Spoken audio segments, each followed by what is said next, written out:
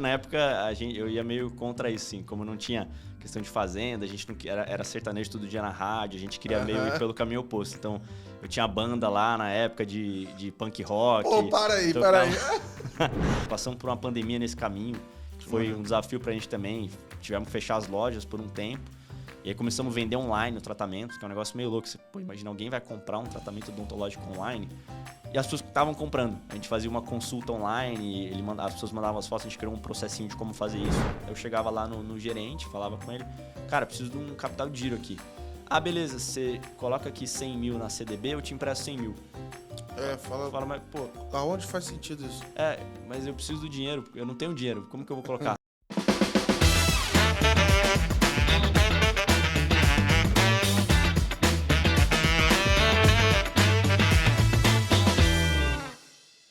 Bem-vindos a mais um episódio do Let's Open Podcast. Hoje em dia com o Energético aqui do Estúdio Voz. Obrigado por acompanhar mais uma vez aqui o podcast que dá voz às pessoas, né, que estão construindo o Open Finance. Eu sou o Gabriel Pereira e toda quarta-feira eu trago aqui alguém que tem um ponto de vista diferente, que está colaborando com a construção desse ecossistema. E toda segunda-feira de manhã eu mando uma newsletter para você entender os principais fatos relevantes que aconteceram na indústria, né, nos últimos 7 dias. Se você ainda não assina, entra lá, letsopen.com.br, pode ir lá fazer o seu cadastro, é de graça, toda segunda-feira no seu e-mail. E hoje a gente continua o papo energizado, então estou fazendo aqui publi. Mentira, é de graça, mas agora o estúdio que a gente está aqui, inclusive eu faço propaganda deles quase sempre, tá? O Estúdio Voz, que é onde eu gravo aqui o podcast, também tá com marca de energético, cara. A galera é ousada aqui, no meio da crise de investimento, os caras estão aqui lançando marca de camisa, enfim, energético e tudo. Mas, enfim, só dando mais um apoio aí para a marca que ajuda a gente. Mas hoje a gente continua o nosso papo de Open Finance, a gente já trouxe vários players aqui, e tem um segmento que eu gosto muito, que é o mundo PJ. Hoje a gente vai bater um papo com o Murilo, que é CEO e fundador da Colec, que é uma empresa justamente que está focada em olhar para esse segmento que ainda tem muitos desafios, né? Prazer te receber, Murilo. Obrigado por vir aqui no podcast. Valeu, Gabriel. Pô, eu que agradeço pelo convite. Acho que é uma honra estar aqui. Eu acompanho aí o trabalho desde o comecinho lá do podcast, quando era o Open Box ainda, né? Exato. Acompanho e para mim serve de conteúdo muito bacana para conhecer outras pessoas, outras empresas, coisas novas aí, né? É um tema super novo, né? Open Finance, Open Banking, e ter pessoas e movimentos como esse, acho que é super relevante. Então, pô, é uma honra estar aqui. Valeu, cara. Bem feliz aqui de fazer parte também e poder contribuir com um pouquinho que a gente está fazendo aí. Boa. Obrigado, cara. Obrigado. Então, assim, quando a galera usa o nome antigo, já sei que acompanha um tempão mesmo. Então, já sabe da saga que tem sido aí a avançar com a Let's Open e tal. E vamos lá, cara. Vamos começar a saber um pouco da tua trajetória, saber um pouquinho mais de você, de onde é que você e como é que os problemas de PJ foram incomodar a sua vida a ponto de você montar uma empresa. Assim. Então, me conta um pouquinho mais, cara. Legal, beleza. Bom, eu sou nascido em Campo Grande, no Mato Grosso do Sul, um pouquinho longe daqui, mas vivi uma boa parte da minha vida por lá. Depois disso... Não quis seguir carreira no agro? Não quis seguir no agro. Cara, eu fui criado no carpete lá.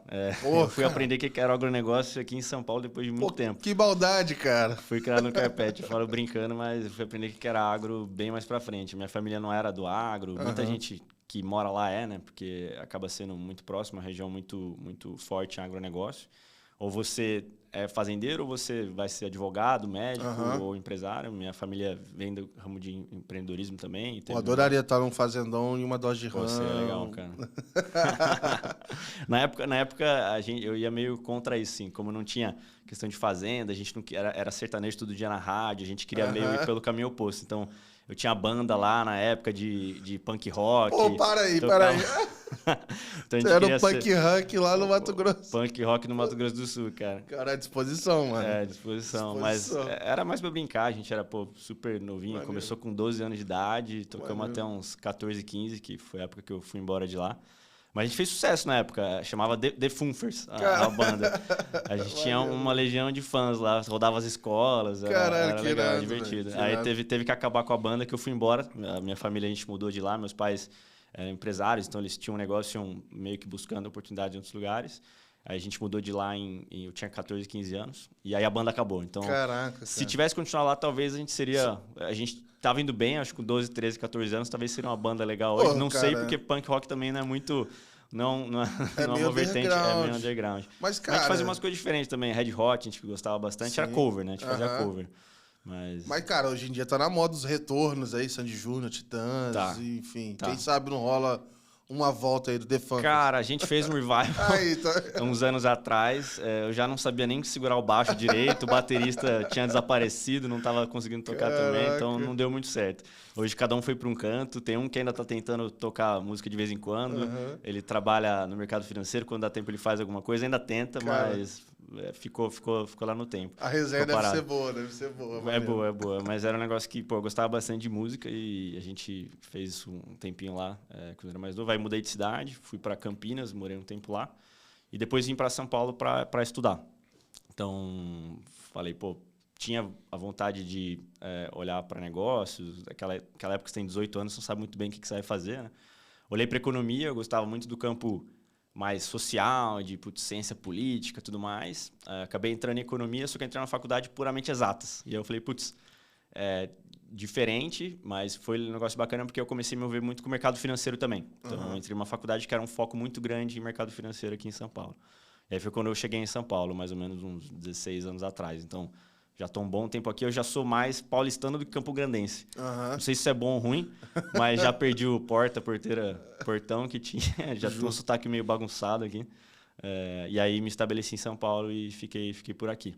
Então, fiz aí a faculdade de economia, com foco muito grande em mercado financeiro. Aí foi quando eu comecei a ver um pouco o que era finanças. E aí muito foco em finanças corporativas, né? A gente tinha um viés muito grande também nisso lá. Então, entender como que uma empresa funciona, como que é o DRE, como que se constrói receita, custos, despesas. E foi um negócio que comecei a achar interessante e me aprofundar nisso, né? Então, durante o tempo de faculdade. E aí, depois disso, olhando um pouco para a carreira, né? Aí eu fui trabalhar no mercado financeiro, que é meio que a trajetória básica assim, de quem estudava lá, quem fazer estágio, mercado financeiro. Um pouco antes, na verdade, meu primeiro estágio foi dentro de um banco, do Itaú, mas, na verdade, numa consultoria que estava prestando um serviço para o Itaú. Eu estava na Accenture na época. Legal. A gente estava implementando SAP no Itaú. Então, era assim... Tinha equipes de, sei lá, 30 pessoas por módulo, dentro de módulo. Então, era um negócio assim, gigantesco. Tinha até dó do PMO que gerenciava isso aí. Cara, era complexo. E o PMO era gente lá, né? Como consultoria. Então, era bem complexo. Assim. Eu lembro que a minha primeira atividade, meu primeiro trabalho, você vai todo preocupado, né? Fui de terno, porque era dentro de banco, né? Tinha que ir de terno. Aí minha primeira tarefa foi fazer a ata da reunião. Eu falei, caraca, legal, vamos lá. Mas foram gente fina com você ou te avisaram só no final da reunião? Cara, não. Às vezes rola essa. Não. Foram legal, me avisaram no começo, porque ninguém queria fazer aquilo, né? E tinha que fazer, porque era super detalhado o projeto. Sim. Então, essa foi a minha primeira atividade, cara. Eu lembro que eu assim escrevi até, sei lá, Gabriel respirou e disse, 2 pontos. Parecia uma história, assim. Cara, só que o problema é aquilo. As atas são transcrições, né? Exato. O problema é aquilo. Eu fiz bem feito a primeira. Aí eu me fudi. Aí eu tive que fazer todas as outras pra frente também, como bom estagiário ali, mas... Hoje em dia já estão fazendo automático. Se tivesse lá, né, um AI, um Fireflies, né, que entra, algum aplicativo que entra, ajudaria bastante. Mas aí foi legal, foi o primeiro contato com o banco, eu comecei a ver o que era aquilo, né, um monstro que é o Itaú, né, e uma série de processos e estavam sendo implementados. Mas aí eu estava numa consultoria financeira, mas muito foco em tecnologia e eu queria estar com finanças. Então eu falei, vou migrar para a área mais de finanças, mercado financeiro, que é o que eu tinha visto na faculdade, tinha interesse em avançar. E aí eu comecei a trabalhar ainda como estágio com fusões e aquisições de empresas, o famoso M&A, né? Aí virei Faria Limer, fui lá para Faria Lima. Boa. Comecei a trabalhar com isso, assessorando empresas, e aí empresas médias, empresas grandes. E que época mais ou menos isso? Cara, faz uns 10 anos, 11 anos. Tava num período de movimentação no mercado, né? Tava um período bom. Foi aquela época que estavam tendo muitos IPOs também. Foi uma época boa. Foi uma época boa. O mercado tava indo bem. Tinha passado lá o 2008, né? Foram anos ruins, depois 9, 10, 11... 12 já estava começando a voltar, as coisas estavam começando a crescer. Deu um respirinho ali. Deu um respiro. Então, foi uma época boa, tinha bastante projeto. A gente trabalhava numa boutique de investimento, então uma boutique de M&A. A gente fazia projetos aí de empresas que eventualmente não iam lá no banco, que eram empresas muito grandes, a gente olhava mais para o middle market. O cara que faturava ali empresas, na visão grande, faturavam seus 100 milhões de reais, que o banco eventualmente não pegava, porque ele pegava projetos maiores. E aí foi quando eu comecei a, de fato, entrar dentro da empresa. E aí, como assessor financeiro, eu entrava na empresa para entender como que ela funcionava, quais eram os indicadores dela, como preparar ela para um processo dela ser vendida. Isso passa muito por você entender como que são as finanças dela, né? A gente fazia meio que o pacote ali, a apresentação, o Excel, as projeções, de como que a empresa ia ser nos próximos 5 anos. E aí sempre crescia as projeções, é engraçado, né? Sempre a empresa tá bombando, mas... Se todos esses Excel aí funcionasse, cara... Cara, a gente ia ser... Meu irmão, ia ter uns 30 Estados Unidos dentro do Brasil demais, de projeção. Para mais. Pô. Cara, cada projeção que a gente fazia e faz ainda até hoje, né? Mas é meio isso, né? O Excel, o papel aceita tudo, né? Cara, Qualquer tinha coisa, uma... É porque é isso também, o cara compra o sonho, né? Ele tá comprando, assim, ó... Se... É a probabilidade, né? Se der certo, tá aqui, ó. Exato. Exatamente. Mas aí o ruim é a gente, como papel de assessor, aí eu tinha que explicar. Aí a gente ia fazer a reunião, mostrava os últimos 3 anos estagnado, assim. O cara crescia 2%. Qual é o aí, fator de mudança? de repente, ano que vem, 30%. Aí você tinha que explicar as alavancas e tudo mais. Então tinha muito papel de vender aquilo. Um papel também comercial no negócio, onde você tá fazendo parte ali para vender uma empresa, né? Mas foi legal que eu acho que exerceu uns 2 lados aí que eu achava bacana. Tanto a parte mais analítica das finanças, como a parte negocial também de... entender como que é um deal, como que ele avança, como que são os pontos de negociação. Então, foi uma época bem bacana assim, de aprendizado. E contato com as áreas financeiras. Então, eu tinha que entrar na área financeira da empresa para ajudar a extrair os dados. E aí, como eu comecei a ver, cara, que bagunça que é dentro das empresas. Então, o cara, ele, eventualmente, tinha 5 planilhas para controlar um fluxo de caixa. Às vezes, nem tinha fluxo de caixa, tá? Não, muita empresa o cara não tinha fluxo de caixa projetado. Ele não sabia dizer quanto que ele teria de dinheiro mais para frente. E você está falando de empresa, igual você falou, né? Um faturamento anual de 100 milhões. Empresas grandes, empresas com volume relevante. Mas normalmente empresas ou familiares ou que estavam naquele fluxo de crescendo, o cara meio que nem sabe como que ele está crescendo e não tem muita visão de o que ele tem que fazer ou não. Então, aí que é o grande problema, né? A empresa não sabe para onde ela está indo e o financeiro vira um back-office, não vira uma área estratégica como deveria ser, né? E isso eu comecei a perceber e, cara, ver que tinha um buraco grande ali. Mas isso acho que eu via mais como um problema para mim, porque eu tinha que pegar os dados e tentar fazer algum senso com aquilo e conseguir mostrar numa apresentação. Mas você meio que ia absorvendo isso de alguma forma, né? Exato. Exatamente. E aí, foi uma experiência bem legal. Foi meu primeiro contato meio que indiretamente com a área financeira. Eu não estava lá operando, mas estava ali com as empresas. Eu virei bancário por um tempo. A gente, dentro dessa empresa, dessa boutique de M&A, a gente foi vendido. Então, foi meio louco, assim, a gente vendeu a nossa própria empresa para um banco. Então, o pessoal do banco original comprou para ser o braço de banco de investimento deles. E aí, eu fui nesse movimento também e fui bancário aí por alguns meses, trabalhando lá no banco original, no grupo. A gente estava como braço para desenvolver o IB, né, o Investment Banking, lá dentro, e trazer essa nova vertente de produtos. Mas aí, nesse meio do caminho, eu já estava começando a pensar em fazer uma transição de carreira. Eu sou um cara meio inquieto, assim, eu gosto bastante de pegar, aprender bastante coisas, mas eu gosto meio de pensar o que é a próxima coisa que eu vou aprender. E eu senti que eu já estava um pouco meio estagnando. Era muito parecido, os processos são parecidos de fusão e aquisição, meio começo, meio fim. Eu já tinha visto alguns, participado de alguns. E aí eu comecei a sentir vontade de estar dentro de uma empresa. E aí surgiu uma oportunidade de eu migrar para dentro de uma empresa. De fato, trabalhar dentro da empresa, de fato, não como assessor, né, mas entrar de fato e ser mais operacional. E aí foi quando eu entrei na área de planejamento estratégico financeiro, de uma empresa relativamente grande aqui no Brasil, a Vic Bold, que é de panificação, faz o pão de forma, a bisnaguinha, que eu acho que é mais fácil de... Só não pode falar pão puma, porque é o concorrente. O pessoal normalmente, lá no Rio, né, principalmente, fala bastante, né, que eu acho que lá é bem forte.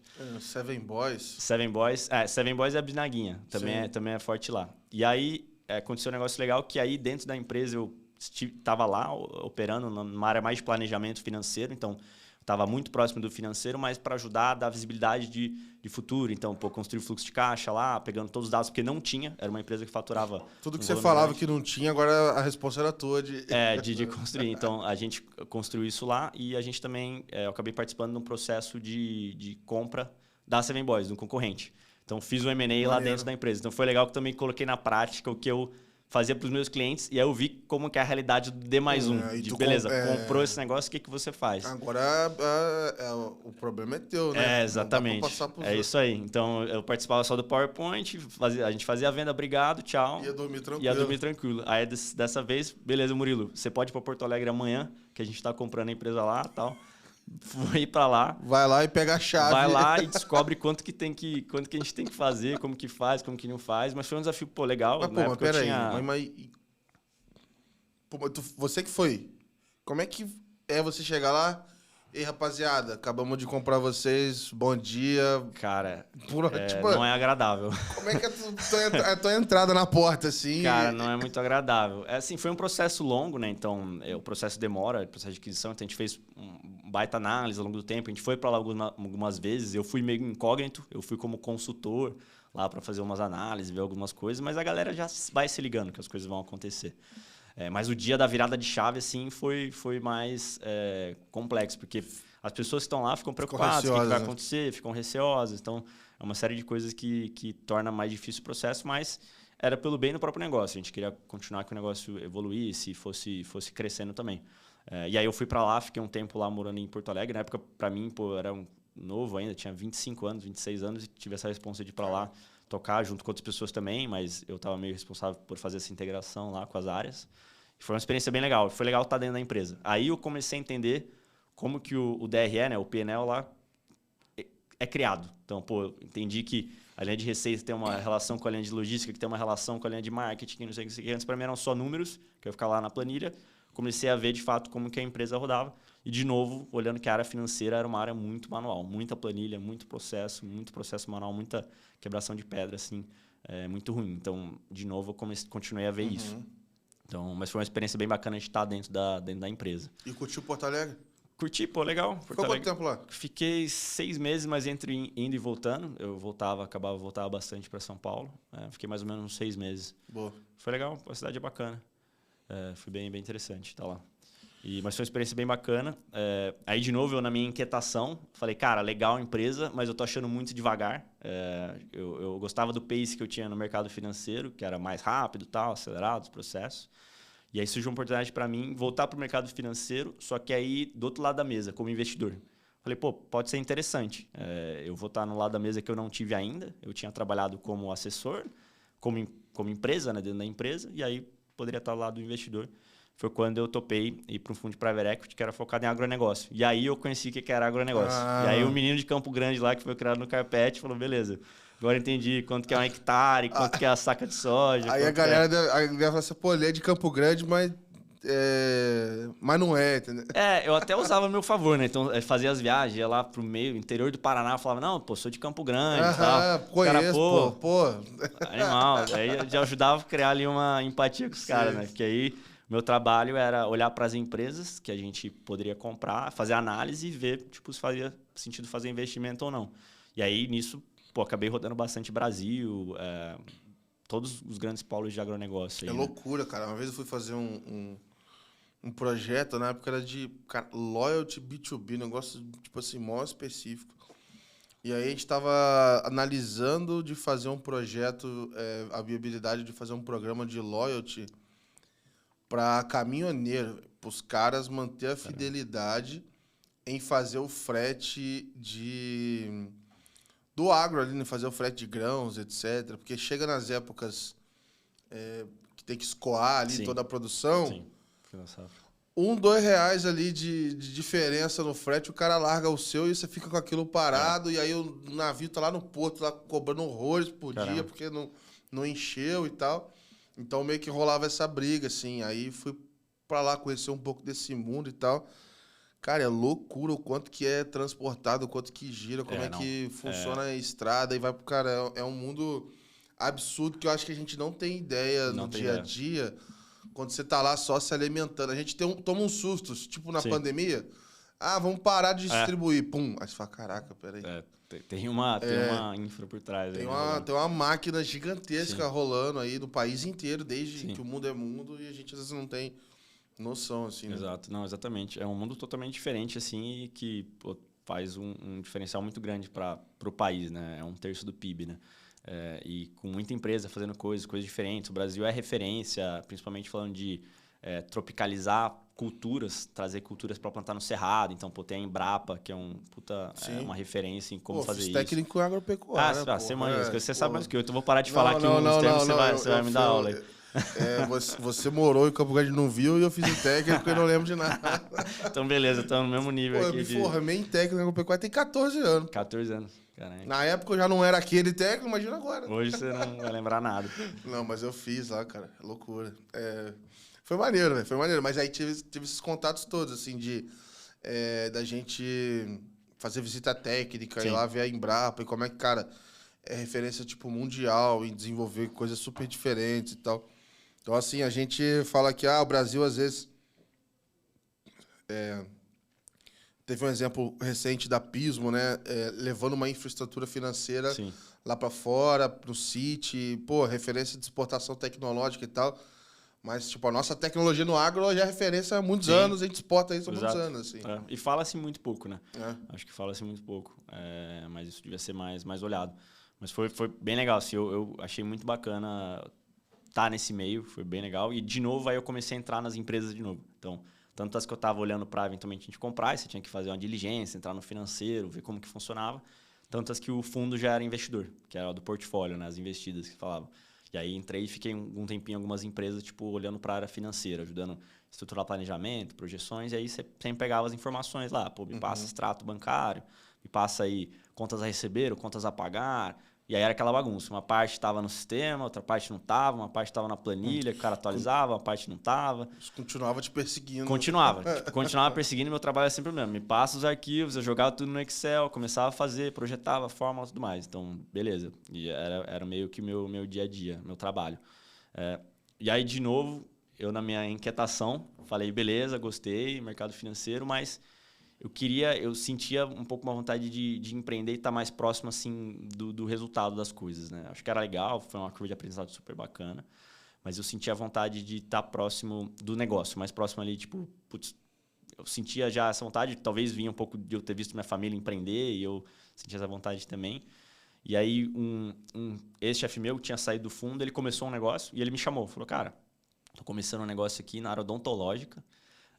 A gente tem um modelo nos Estados Unidos que a gente quer replicar aqui no Brasil. Acho que tem um espaço gigante. O mercado brasileiro é o segundo maior em odontologia, estética. A galera valoriza muito isso. Acho que você é um cara que pode se juntar com a gente aqui e construir isso. Falei, cara, será que eu vou? Não vou? Fiquei pensando um tempo. Falei, cara, acho que faz sentido um caso aí com o que eu estou buscando. Eu falei, eu vou me arriscar aqui a empreender também junto. E aí foi quando eu fiz mais uma mudança e comecei minha jornada empreendedora, vamos falar assim. E aí a gente... começou esse negócio na área odontológica, que era basicamente fazer um modelo direto ao consumidor de uma plaquinha, não sei se você já viu uma plaquinha que você põe na boca e ela vai tipo alinhando o dente, é um substituto ao aparelho fixo. Caraca, não. Tem uma marca bem grande nos Estados Unidos que foi quem começou com isso, que é a pessoa da Invisalign, eles começaram, então eles são meio carro-chefe, e aí meio que foram caindo umas patentes, outras empresas também começaram a fazer isso, que é basicamente você digitaliza a sua arcada dentária. E aí você faz o molde e você transforma isso em várias projeções de como ela vai ficar. Então você vai fazendo micromovimentações do dente até ele chegar na posição que deveria. Caramba. Então substitui o aparelho fixo, que no fim do dia o aparelho fixo, o ortodontista faz isso na mão, né? Ele vai jogar para lá, jogar para cá, por isso você vai todo mês e vai apertando ali o aparelho. Não sei se você usou o aparelho não, mas o meu irmão usou, então eu acompanhei um pouco isso. É doloroso, né? É uma experiência dolorosa. Fora, aquele negócio de ficar sangrando. Não, é demais. E aí essa opção é muito melhor, porque...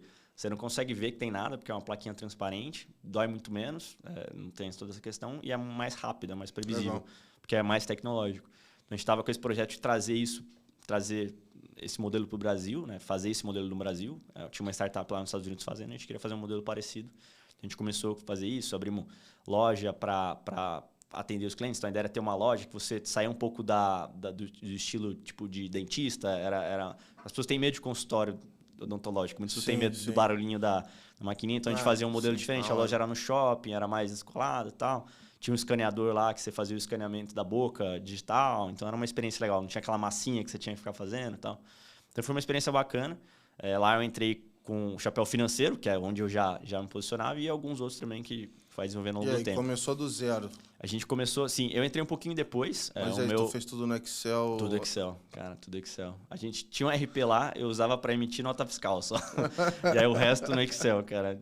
A gente fazia no Excel também, por um bom tempo.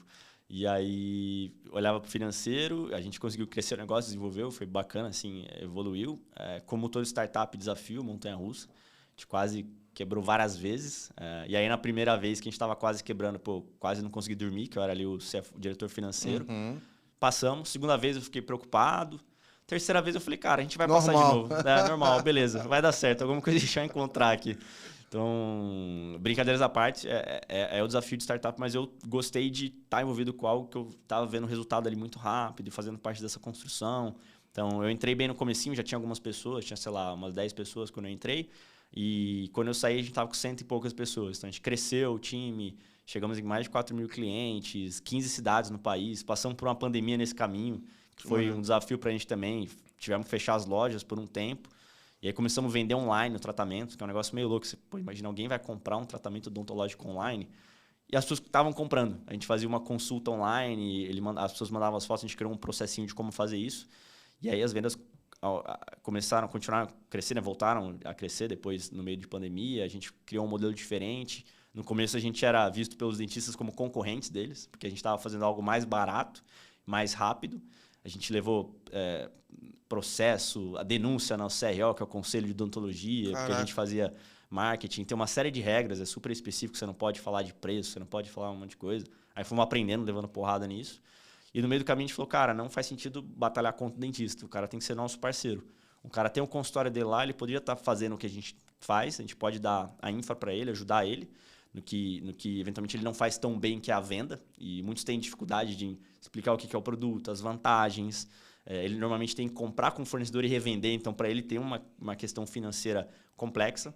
A gente fazia isso para ele e ele fazia o atendimento ali, o técnico, né? Vamos falar assim. Ele virava quase que um canal ali de distribuição. Exato.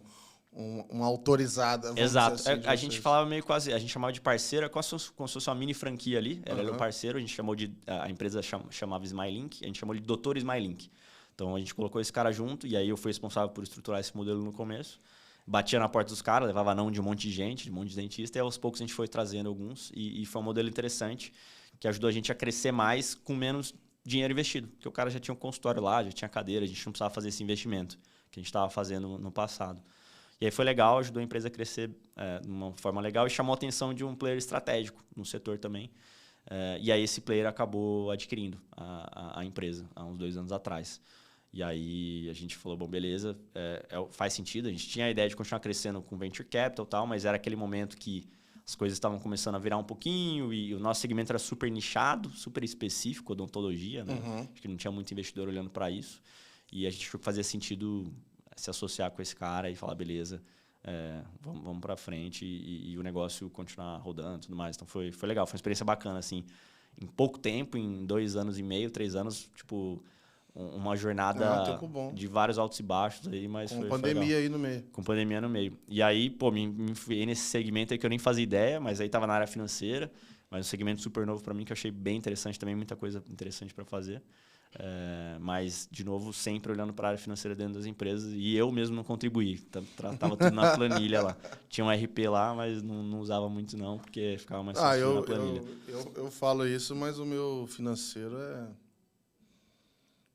às vezes ele é a planilha, às vezes ele é a minha memória. e é isso aí, cara. Quem reclamar primeiro no WhatsApp eu pago. Exatamente. Funciona bem isso aí. É o WhatsApp ali, o contas a pagar. Porra, mandou muito ali. Aqui, mas tá chiando muito aqui. Mas, porra, acho que eu tenho que pagar isso aqui, cara. Exatamente. E aí, bom, depois com esse movimento eu acabei saindo. Eu falei, não vou continuar. O grupo ele acabou comprando tudo lá. Falei, não quero continuar, quero talvez empreender, fazer uma coisa nova.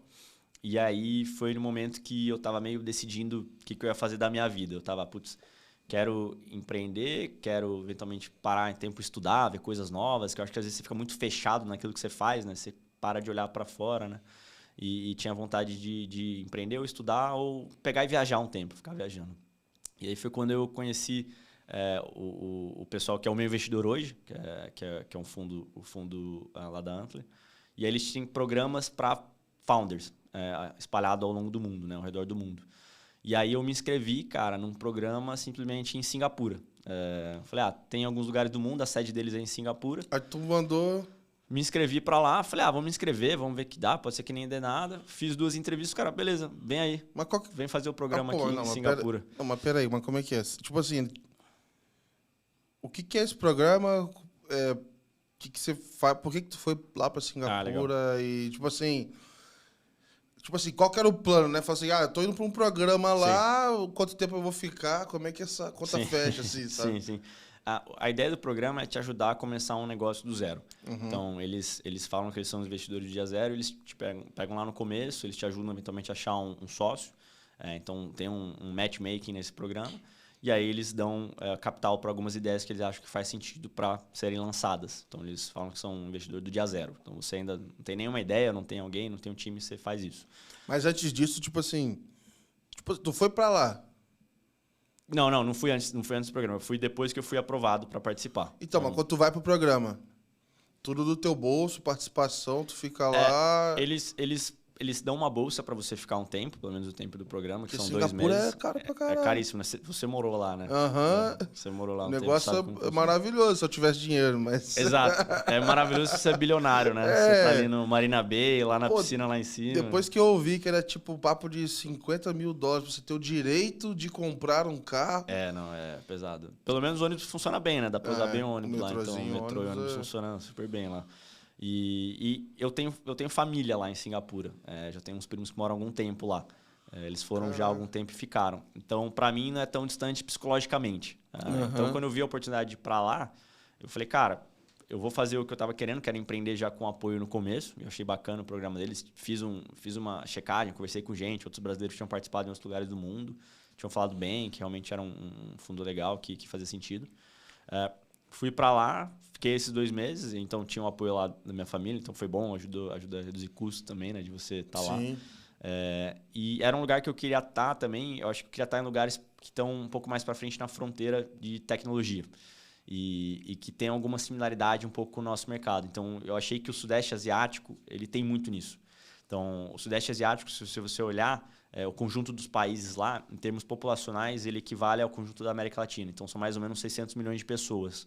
E são países muito parecidos alguns uns com os outros. Então, você pega uma Indonésia, que tem 270 milhões de pessoas, mas é um país pobre ainda, parecido com o Brasil, em termos também demográficos. Tem algumas similaridades. Você pega uma Singapura, um PIB per capita altíssimo. Você tem um Chile aqui, também com um PIB per capita altíssimo. Sim. Mais baixo que Singapura, mas similaridades.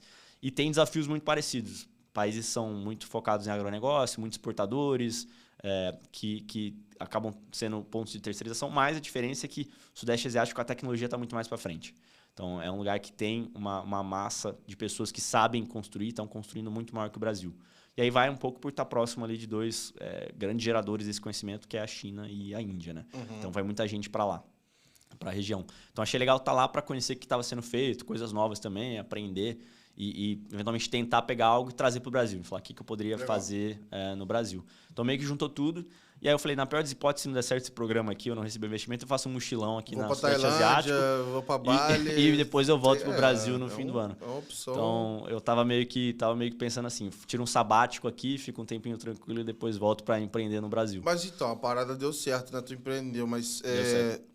Tu chegou a viajar? Viajei também, cara. Então tu pegou o melhor dos 2 mundos, Eu peguei o melhor dos mundos. A gente viajou porque eu falo a gente porque eu e meu sócio. Então, aí lá eu conheci o meu sócio. Um cara que foi pro programa também, mas um cara da região, ele é das Filipinas. Ele foi lá pro programa, a gente ficou bem próximo, assim, ficamos meio que amigo antes até de começar a falar de negócio. Maneiro. Depois a gente se alinhou, eu falei as coisas que eu pensava, ele achou interessante, ele tinha construído coisas parecidas já, ele é desenvolvedor há mais de 10 anos. Aí fizemos uma sociedade lá, recebemos investimento e a gente falou, cara, ficar em Singapura aqui é muito caro. Ele não tinha onde ficar, ele não tinha família lá, ele tava ficando tipo, em hotel, coisa assim, é caríssimo. Cara, vamos rodar aqui em volta. Eu vou voltar pro Brasil no fim do ano, a gente roda aqui, vai trabalhando junto, morando junto, trabalhando junto e rodando. Então a gente ficou tipo 1 mês na Tailândia, depois a gente ficou 1 mês na Indonésia. Porra, maneiraço. Então foi legal. Então a gente trabalhava, pra cacete durante a semana, tava os dois juntos lá no mesmo lugar, você tipo, trabalha demais. Porra, que E irado. aí, fim de semana, a gente dava uma viajada, assim. Irado, então, irado. deu pra juntar as duas opções aí. Então, foi legal. Caraca, e nesse momento aí que você fez essa formação, quanto tempo durou? Como é que é um processo desse, assim? E o que talvez você viu de diferente que você não tinha visto, talvez, quando já tinha empreendido e passado por outras empresas? Legal. Cara, esse programa deles, né, eles ajudam você a construir e validar o negócio de uma maneira um pouco mais acelerada, né? Então, é um programa que dura 2 meses inicialmente. E a ideia é você trazer as suas ideias e testar muito com o investidor. Então, todo dia a gente estava falando com o investidor sobre o que a gente queria fazer. Então, ele ajuda muito a você olhar para pontos que o investidor olha. Então, putz, isso aqui é ou não escalável, o modelo de negócio faz sentido ou não. Então, é interessante nesse sentido de poder ter uma validação constante. Então, a gente estava tendo isso e iterando, fazendo iterações, testando, fazendo iterações. Então, a gente conseguiu ter isso lá. Então, isso foi bom. E, de fato, validar e melhorar o negócio durante o tempo que a gente estava lá. Ainda a ideia de negócio. No fim, é meio que um PowerPoint, você vai ajustando, pegando validações, fazendo um discovery ao mesmo tempo. Isso de uma maneira super acelerada, em 9 semanas. Então, é bem rápido, assim, é bem rápido. E aí, no fim desse programa, no fim da 9ª semana, a gente foi uma das aprovadas a falar, beleza, vocês vão receber investimento. Então, achei legal o processo de ter essa iteração muito rápida e poder melhorar isso. E tá próximo também, e a gente estava lá construindo algo junto no momento. Então, era a primeira vez, eu acho que eu nunca tinha tido um sócio técnico. Então, eu pensava, ele falava, o cara já construía, a gente ia mexendo, fazendo alterações. Então, foi legal, foi uma experiência bacana. E que esse programa permitiu. Eles trazem pessoas, sei lá, 50% técnico e 50% de negócio. Então, eu estava lá como uma pessoa de negócio e ele ficou como técnico. Então, fez uma junção legal. A gente conseguiu desenvolver a ideia de uma maneira, acho que mais rápida, assim, do que se eu parar sozinho. Putz, vou ver se alguém quer fazer, eu vou contratar uma software house para fazer a ideia que eu tenho. Então, acaba sendo muito mais devagar. Então, isso acho que foi um grande diferencial. E que tá ajudando a gente mais para frente agora também. E aí, o tema que a gente começou a olhar, né, que eu trouxe na minha lista de ideias, um deles era a questão de gestão financeira de empresas, né? Então, eu comecei aí na época a estudar um pouco mais de Open Finance, e aí ouvi também o podcast, ler as newsletters também suas, então foi um material super interessante para mim, começar a aprender mais. Naquela época estava se falando de iniciação de pagamentos, que eu acho que era a fase 3, né, se eu não me engano, que estava sendo lançada. E aquilo veio na minha cabeça e me deu uma série de ideias, cara. Como que a iniciação de pagamentos poderia ajudar as empresas também. Então, não só o processo que a gente pensa mais de use case padrão que existe, que também já tem uma vantagem gigante, como que isso poderia entrar. E eu comecei a pensar, cara, como que o Open Finance poderia ajudar as empresas como um todo, nos processos que existem hoje. Como, sei lá, no limite, o Pix um dia poderia vir a substituir o boleto. Sei lá, um sonho distante, mas algo que começou a surgir na minha cabeça. Nem tão distante, talvez. Nem tão distante. E aí eu comecei a pensar muito nisso. E ver que tinha uma janela de oportunidade, que não tinha uma solução assim no Brasil e que tinham soluções em outros mercados mais desenvolvidos. Mercados tipo o Reino Unido, a Europa, a Alemanha, tinha algumas soluções que já estavam fazendo isso, de olhar para a conta bancária do cara, de juntar isso tudo no mesmo lugar, dar visibilidade no dashboard, o que entrou, o que saiu, ele classifica, ele consegue ter as projeções. E eu via que no Brasil faltava. Aí eu voltei para a minha dor lá de trás e pensava, cara, realmente, eu ficava muito na planilha, puxando extrato. E aí comecei a conversar com pessoas também da área financeira, gestores financeiros, empresários, cara, vendo que de fato tinha um buraco. E o pessoal falava, eu uso aqui um RP, mas eu faço muita coisa na planilha. Então, a gente foi vendo que tinha essa oportunidade. E olhando um pouco até lá para Singapura, onde eu estava no momento, né, eles já têm o Open Banking também desenvolvido. Né? Eles já têm lá o Pix dele, é o Pay Now, que não sei se na época você quando você estava lá, tinha já. E eles já têm uma série de softwares que eles fazem um pouco disso. Eles são meio que uma mescla de um RP contábil com uma gestão da conta. Então, ele conecta outras contas, consegue dar visibilidade. Eu achei muito bacana isso lá. E eu não lembrava de ter visto isso no Brasil. Comecei a procurar, comecei a estudar alguns negócios que estavam surgindo no Brasil também, usando o Pix como infraestrutura para fazer transações. Então, comecei a me interessar muito pelo assunto. E aí comecei a me aprofundar nisso e foi nisso que a gente foi construindo a ideia da Colec, né? De ser de fato essa ferramenta para ajudar as empresas. Então, foi meio que aí que surgiu isso. E aí como é que foi assim, beleza, vocês tiveram esse papo todo, montaram o pitch e... Não sei se já, obviamente, né? Sei lá como é que você foi a sua cabeça para participar disso, mas eu fico pensando assim... Entre eu achar uma ideia legal, uma tese e chegar a hora, não, vamos ver isso mesmo, vamos botar dinheiro e vamos, tipo assim, tem, sei lá, acho que tem um processo ali de cair a ficha ali também, assim. Como é que foi esse começo de, putz, beleza, cara, é isso mesmo, virou um negócio, vou botar a pastinha debaixo do braço e vamos embora pro Brasil tocar isso aqui. Como é que foi, assim, também esse amadurecimento ao longo das 9 semanas e talvez até o pós do programa ali, Sim, até de fato, cara, sei lá, constituir a empresa, sim. todo esse comecinho ali.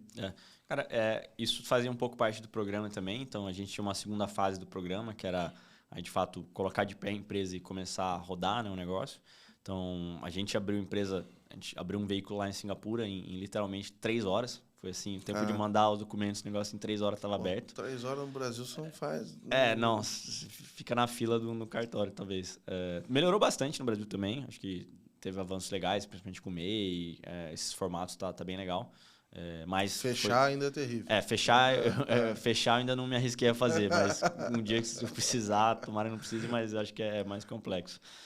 Então, a gente conseguiu fazer isso bem rápido e aí a gente começou a construir o produto. De fato, tirar do papel o produto e começar a testar com algumas pessoas e empresas. E aí, pô, aquele início que você ainda está tentando entender que canal, que caminho que você vai encontrar para fazer isso, né? E é muito um discovery ainda, conversas, entendendo as dores, os problemas, fazendo MVP ali na mão, vendo como que você soluciona. Então foi um processo legal para a gente aprender assim que a gente foi, como que a gente iria entregar a solução. E aí, ao longo desse caminho, a gente foi vendo também que, bom, de novo, a questão do financeiro, né? Ele não tem acesso a tantas ferramentas. Eu acho que o principal é a questão como que a gente transforma a usabilidade, como que a gente melhora a usabilidade. Que a gente ouvia muito a questão de, putz, tem um RP, mas acho muito complexo, eu não uso tudo. Prefiro Excel. O Excel ele é mais versátil e flexível. Então, a gente sempre foi pensando como que a gente constrói algo mais tranquilo de usar, com menos cliques, né? E eu acho que vai em linha um pouco com o Open Finance, que é a experiência, né? O Open Finance, acho que a gente sempre está pensando maneiras de reduzir o número de cliques, ou reduzir o número de telas que você tem que ver, ou de alguma maneira tornar a usabilidade melhor, né? Que eu acho que é dados de um lado, que é muito importante, trazer informação, mas melhorar a experiência de outro também, né? Para você criar o engajamento do cara. Sim. Então a gente foi pensando como que a gente podia fazer isso, evoluir com isso, nesse sentido.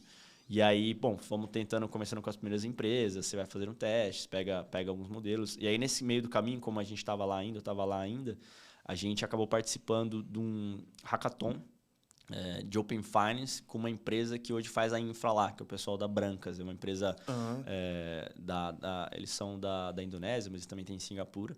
E eles estão construindo a infraestrutura, lá é um viés um pouco diferente lá, esses mercados, pelo menos Indonésia, Filipinas, que eles estão atuando, é mais market driven, né? É o mercado que está empurrando, não tanto a regulação. Então tem esses players que estão fazendo bastante coisa lá.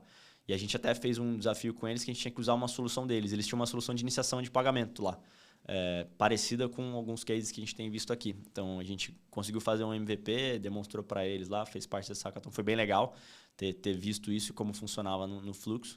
Mas a gente começou a perceber que a gente tinha um pouco uma ideia também de como estava lá, ver um pouco aquele mercado e ver como que a gente consegue atender alguma empresa daqui, das Filipinas, por exemplo, que é o meu sócio de lá. E a gente viu que ainda as empresas estavam muito para trás. A empresa ainda não tinha adoção de tecnologia. O cara estava no papel, em caneta ainda, em alguns mercados. A gente falou, cara, acho que não vai fazer sentido olhar isso. Foi legal fazer o desafio para a gente até entender como que estava lá, como que estava se desenvolvendo isso. Mas a gente falou, não, realmente o foco vai ser Brasil, que eu acho que tinha a tríade das coisas que a gente buscava, que é a adoção, ou pelo menos a evolução do Open Finance, Open Banking, a adoção das empresas e o volume também de empresas. Legal. E aí a gente falou, beleza, vamos agora desenvolver isso. E aí foi quando eu voltei para o Brasil no fim do ano passado. E aí, de fato, a gente acelerou a busca e já com um produtinho rodando. Então, a gente construiu um produto também em volta disso. E aí a gente falou, cara, qual que é a maior dor aqui? Tem uma série de dores. A gente conversou com um monte de gente, cada um tinha dor com alguma coisa. Cara, tenho dor com contas a receber, com contas a pagar, com fluxo de caixa. A gente falou, cara, contas a receber é mais crítico. Se o cara não recebe em dia, ele não tem grana para depois fazer pagamentos e evoluir, né? Então, a gente começou, vamos olhar para isso. E a gente pensou de que maneira que a gente conseguiria trazer o Pix também para ajudar nesse processo. Então, de que maneira que a gente poderia facilitar esse recebimento do cara via o Pix que ele já tem. Então, como que a gente faz com que as empresas comecem a adotar isso mais? Que é uma coisa que a gente percebia que as empresas não adotavam tanto. A empresa ainda fica muito presa no boleto, na TED mesmo, fazer recebimento, por alguma série de questões, mas a gente estava pensando em maneiras de fazer isso. E a gente construiu um primeiro produtinho que ajudava a fazer esse recebimento, a acompanhar, né, monitorar, fazer as cobranças do seu cliente que tem que pagar e fazer um recebimento via Pix pela chave dele. Então a gente criou ali o QR Code, pegou o BR Code, as instruções do BR Code, criou ali na chave do cara, então o cara conseguiria receber diretamente. E aí foi quando a gente começou a falar, beleza, como que a gente pode olhar para o Open Finance também, além do Pix, que o Pix é um meio de pagamento, né? Mas como que a gente pode melhorar a experiência com o Open Finance? E aí foi quando a gente começou a olhar para o regulado, para o não regulado, de olhar para o extrato do cara. E além de ajudar ele a receber esse Pix, a gente conseguiu ver na conta dele que ele recebeu. E a gente conseguiu reconciliar e falar, ó, tá pago. Que era a grande dor dele. O cara, por que você não recebe via Pix?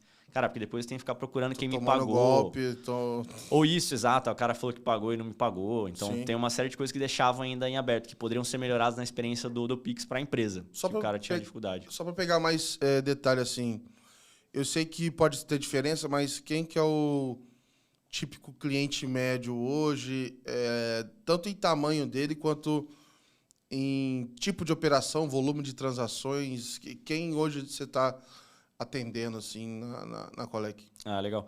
Hoje a gente está com um foco muito grande em empresas que têm um volume de clientes grandes. Então, são empresas que na outra ponta têm volume grande de clientes. A gente está olhando para o B2B. Então, empresas que trabalham com outras empresas e com serviços recorrentes. Então, a gente tem trabalhado com escritório de contabilidade, escritório de advocacia, segmento de saúde, segmento de educação. Galera segmentos que tem aquela recorrência. Conciliar. Que sofre para conciliar, sofre para receber primeiro, que é uma dor que a gente viu. Muitos sofrem para receber, e aí tem inadimplência, o cara não recebe em dia, e ele não tem no sistema dele uma possibilidade de fazer essa cobrança. Ele fica ali na planilha, vai para a planilha e faz manualmente. Às vezes ele e tem depois uma quebra, conciliar. às vezes ele tem uma quebra de pagamento só pelo fato de não enviar uma cobrança pro cara e, enfim, Exato. Enrolou. Exatamente. Por conta de fragilidade do processo mesmo. Exatamente. É desorganização nas duas pontas, assim, a gente vê. A inadimplência, ela vem da desorganização nas duas pontas, de quem está cobrando e de quem tem que pagar. Então, acho que, claro, tem um componente da inadimplência financeiro, o cara não tem dinheiro para pagar, beleza, não vai te pagar, mas tem um componente que é relevante, que é a organização, o processo. E a gente começou a ver que colocando esses processinhos, automatizando esses processinhos, a gente melhorava a rotina dele como um todo. E a gente começou a ver resultado legal nesse sentido. Então, o cliente médio é esse cara que tem uma base grande de clientes que sofre para fazer essa gestão, que ele não consegue fazer manualmente, né? Ele precisa de algum tipo de automação. E depois, olhando para o Pix, né? Se ele for receber via Pix, para conciliar para ele também de maneira ali, mais fácil, quase automática. Então, é isso que a gente tem ajudado os caras. Legal, nesse cara. sentido. E como é que tem sido a sua experiência, o teu contato com o Open Finance para PJ como um cliente, né? Porque você usa a infraestrutura de Open Finance para prover um serviço. Como é que está sendo esse teu dia a dia com esse consumo? O que você está achando? Legal. Acho que a gente vai num aprendizado, né? Acho que a própria questão do PJ ainda é novo para todo mundo que está olhando esses dados. É uma coisa que ainda não é tão explorada. Eu acho que a gente tinha muitos receios com a questão da experiência para o cliente, né? Na ponta quem vai compartilhar dados, por exemplo. A gente conseguiu passar por isso. Acho que as empresas entendem, elas eventualmente não entendem o que é Open Finance ainda. E eu até desisti de explicar para algumas, porque eu acho que criava mais ruído na conversa quando você falava. Então eu percebi que para algumas eu falava, vamos conectar a sua conta bancária aqui via Open Finance. O cara, mas você vai compartilhar com alguém isso aqui? Mas o que é isso? E aí eu percebi que tinha algum ruído. Mas é meio que tipo assim, mas se você falar para ele, cara, coloca a tua senha aqui para te conciliar o Pix. Falar, beleza, Exato. Isso eu quero. Aí o cara já falava na hora, beleza. Vai fazer? O cara regalava o olho assim, concilia? Beleza. Não, isso aí faz sentido para mim. Isso aí faz sentido. Aí paramos de falar, vou conectar Open Finance. Não, conecta a conta aqui, é seguro, tá? Fica tranquilo, ninguém vai ver os dados. E aí a gente consegue fazer essa reconciliação para você. O cara, beleza, ótimo. E aí entra a sua pergunta, você perguntou da experiência, né?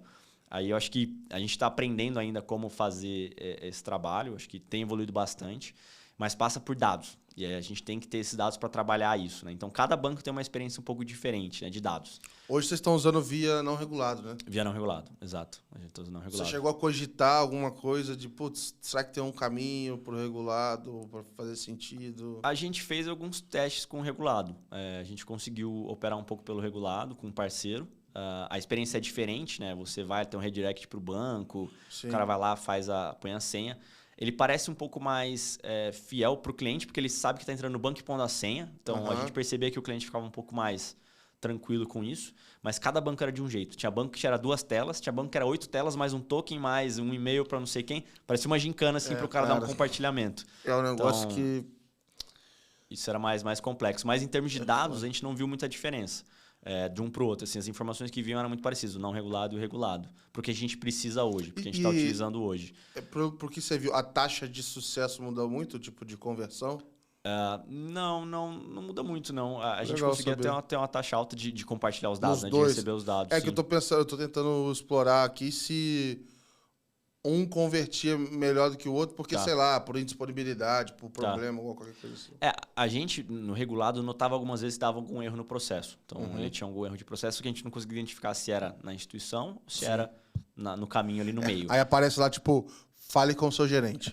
Falou, sei não, lá. cara. Dava um erro ali, mas a gente não conseguia identificar onde. Mas hoje a gente está totalmente no não regulado. E aí varia de banco para banco também, como ele mostra. Tem banco que mostra lá, Pix, Gabriel. Tem banco que mostra Pix, Gá.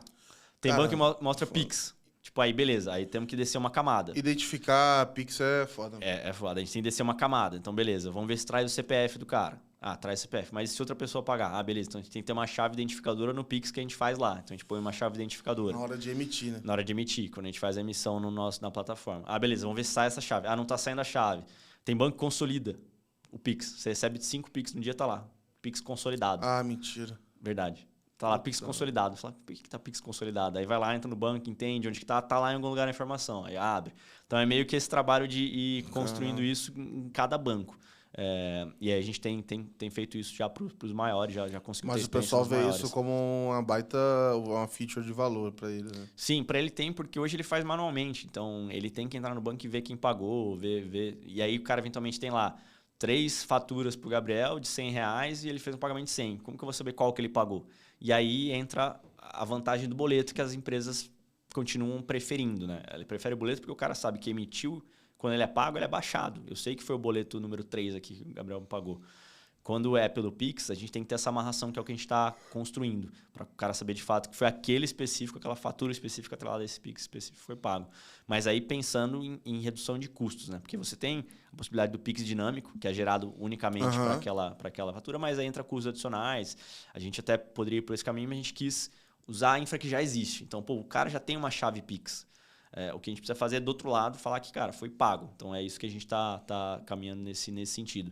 E tem conseguido ter alguns resultados legais. E aí, também, acho que a experiência varia de banco para banco. Legal. Então, cara, quero conectar esse banco X aqui. Putz, nunca conectamos. Vamos ver como vai vir do outro lado e vamos adaptando a experiência. Mas, de fato, reduz tempo pro cara. Sim. Pra área financeira. Isso tem valor, assim. Eles veem como valor. Quando você vê futuro aí, com tudo que está sendo construído, infraestrutura...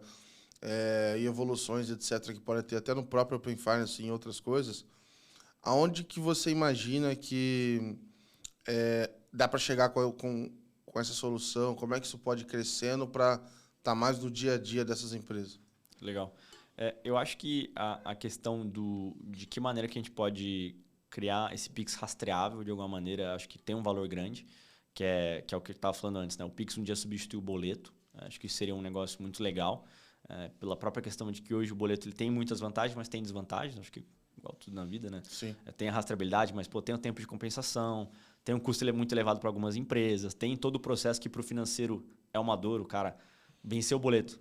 Remite o boleto aí para mim. O cara tem que parar tudo que ele está fazendo, entrar no banco, clicar, reemitir o boleto, manda para o cara. Então, tem muito processo que eu acho que o Pix poderia, de alguma maneira, ajudar nisso. Então, ele... Passou tanto tempo, tem que pôr multa e juros, se você atualiza ali a chave, vai ser um valor diferente. Vai ser um valor novo com um valor que deveria ser pago. Então, acho que ainda tem muito espaço para o Pix, ter melhorias assim, de ser mais rastreável e poder algum dia substituir o papel do boleto hoje. As próprias outras funcionalidades, né, que já foi anunciado algum tempo atrás, o Pix automático, acho que isso vai ser muito bom para as empresas, principalmente essas que lidam com um serviço recorrente. Então, o cara poder cadastrar uma única vez ali para todo mês cair na sua conta, isso tem um valor gigante. Acho que isso para os dois lados, tá? Para quem precisa receber e para quem tem que pagar também. Porque o cara que tem que pagar, ele tem um trabalho gigante no contas a pagar ali, vendo o que ele tem que fazer o pagamento. Consolidando o boleto. O que a gente quer olhar também daqui a pouco é para isso, para contas a pagar. Como que a gente consegue melhorar a experiência do cara fazer pagamentos. Então, hoje ele tem que mandar arquivo remessa para o banco, aí tem todas as transações lá, ele vai uma prova. Então, tem um trabalho ainda muito manual desse parte de pagamentos também, que na minha visão, com o Open Finance, a gente poderia melhorar isso. Vamos pensar na iniciação de pagamento. Se a gente pudesse fazer uma aprovação única via iniciação de pagamento para você pagar um lote de coisas que tem lá na empresa. Isso é algo que tem na documentação lá no Reino Unido. Eu confesso que eu ainda não vi uma jornada dessa na prática. Na prática. Mas na documentação existe. Talvez até tenha, mas eu não encontrei ainda lá, não. Sim. Então, acho que essa questão tem oportunidade para a questão mais operacional, que ainda toma muito tempo do dia a dia do financeiro, e olhar talvez um pouco mais para frente para crédito. E aí é o que a gente também quer olhar mais para frente, que é trazendo as informações das empresas lá, podendo conectar os bancos dela. Eu vou conseguir ver o histórico dela, o fluxo de caixa histórico. Tendo a operação dele lá, eu vou poder ver o fluxo de caixa projetado dela. Eu vou conseguir eventualmente ter acesso a informações do kit banco dela. Então, o balanço que está lá, informações de risco. Conseguir criar como se fosse uma análise de crédito desse cara, ou criar uma esteirinha, ou conectar com alguém que possa criar também, um parceiro, para falar, bom, eu sei aqui que o Gabriel vai ter um furo aqui no fluxo de caixa em X meses. E eu posso ajudar ele a ter acesso a esse capital. Ou mesmo o banco pode fazer uma proposta. Putz, tem aqui você já tem uma linha pré-aprovada de capital de giro, de tanto. Então, pensar coisas assim também mais acionáveis para a empresa. Além dos dados, da informação, coisas mais acionáveis falando em dinheiro, né? Que no fim do dia o que é importante é a dificuldade das pequenas e médias. Sim. O cara conseguir capital hoje é muito difícil. E por quê? Porque tem uma assimetria de informação muito grande entre empresa e provedor de capital. Eu vi isso na pele na minha startup, a gente queria captar uma grana, eu chegava lá no gerente, falava com ele, cara, preciso de um capital de giro aqui. Ah, beleza, você coloca aqui 100 mil na CDB, eu te empresto 100 mil. Fala, mas, pô... Aonde faz sentido isso? Mas eu preciso do dinheiro, eu não tenho dinheiro, como que eu vou colocar? Não, beleza, vamos analisar uma linha para você. Ah, mas você tem menos de 2 anos de empresa, volta daqui a pouco. Eu voltava com 2 anos de empresa. Ah, não, você tem menos de 2 anos de empresa e menos tanto de faturamento, volta quando tiver o faturamento. Eu voltava quando tinha o faturamento. Ah, você tem menos... você tem 2 anos de empresa, tem um faturamento, mas, sei lá, seu logo é azul. Tipo, sempre tem alguma coisa a mais, tá ligado? Sempre tem E é natural, os bancos precisam pôr esses critérios para conseguir analisar, senão não dá para analisar tudo. Mas, na nossa visão, tendo esses dados abertos, você tendo a capacidade de ver e processar de maneira mais fácil os dados financeiros da empresa, o histórico e o futuro, você conseguiria ter uma análise mais acelerada e melhor e reduzir essa simetria. Então, isso que a gente também pensa com o Open Finance, ter acesso a esses dados e melhorar esse acesso a capital, que é muito difícil hoje. Sim. A gente faz pequenas e médias, né? De que maneira que pode ajudar nesse sentido. E o acesso é super difícil numa fase crucial, que são os 2 primeiros anos. Exato. Aí se for falar assim, que as empresas morrem com menos de 1 ano, 2, morre todo mundo sem crédito. Sim. Tipo... Tem a parcela natural de realmente o negócio não fazer sentido existir, não tem mercado, não vai rodar. Mas acho que tem uma parcela de negócios bons que morrem porque não tem algum acesso a crédito que ele poderia se financiar e continuar rodando. E crédito, eventualmente, de curto prazo, não vai fazer uma dívida estruturada para a empresa. É um capital de giro ali para o cara rodar mais 2 meses e continuar crescendo. Então, pô, você vê na pandemia, cara, muita gente já quebrou, tipo assim, na primeira semana. Sim. Porque o negócio tem um ciclo curto Era da mão para a boca ali. Vende, recebe, e aí uma semana que já arrebentou. Exato. E passa também pelo cara não ter a visão do fluxo dele. Ele não sabe fazer um fluxo projetado, ele não tem essa visibilidade, ele nem faz no Excel, eventualmente. São mais de 85%, acho que 85% das empresas no Brasil não usam nenhum tipo de software para gestão. Então, tem um buraco, as pessoas não sabem o que está acontecendo. Então, é importante, mas no fim de dia elas têm uma conta bancária. Então, elas poderiam ter essa visibilidade se esses dados estivessem lá conectados, ela conseguisse ver onde está saindo o dinheiro, por onde está entrando e tudo mais, né? Então, isso acho que tem uma oportunidade grande no espaço. Tem um desafio gigantesco, cara. O desafio é grande também. O desafio é bem grande. Queria te agradecer pelo tempo, cara. A gente está chegando ao final aqui. Vamos ter ainda muito assunto para falar de PJ, enfim, vamos trazer os lançamentos aí. Obrigado por participar. E eu quero deixar aberto para você deixar aí um recado para a galera, fazer um jabá, enfim, fica à vontade aí para mandar uma mensagem para todo mundo. Show. Bom, agradeço de novo aí a oportunidade, Gabriel, bem legal estar aqui. Como eu falei, eu fui aprendendo sobre Open Finance ouvindo o podcast, lendo as newsletters, então é bem legal estar aqui também, participando e podendo contribuir com um pouquinho que a gente está fazendo. E queria só falar um pouquinho mais, falar talvez da nossa empresa, né, da Colec, que eu estou comentando.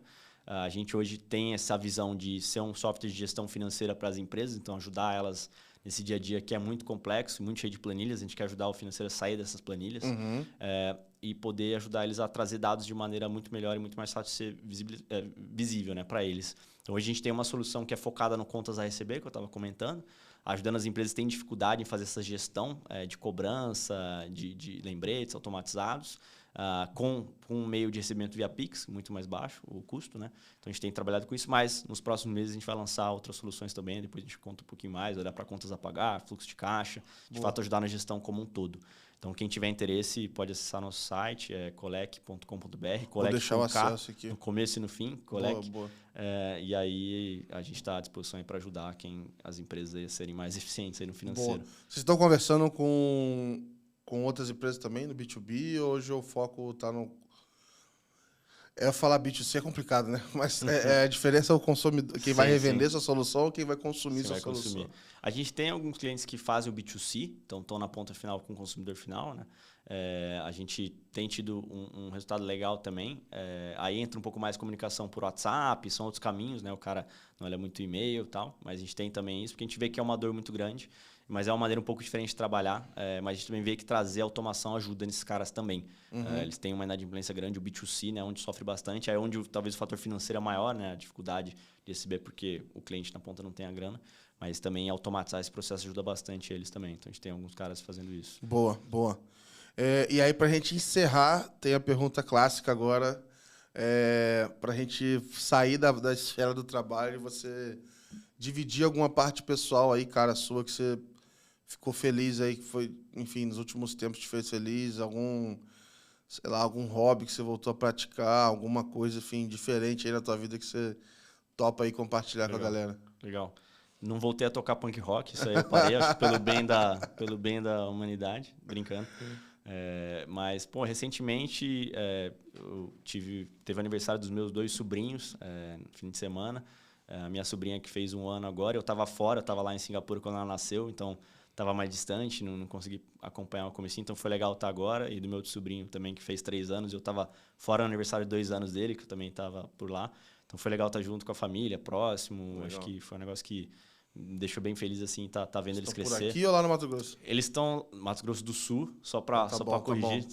Tem que tomar cuidado quando fala Mato Grosso. O sul mato-grossense, ele fica muito... Mas aí você erra por pouco, mas né?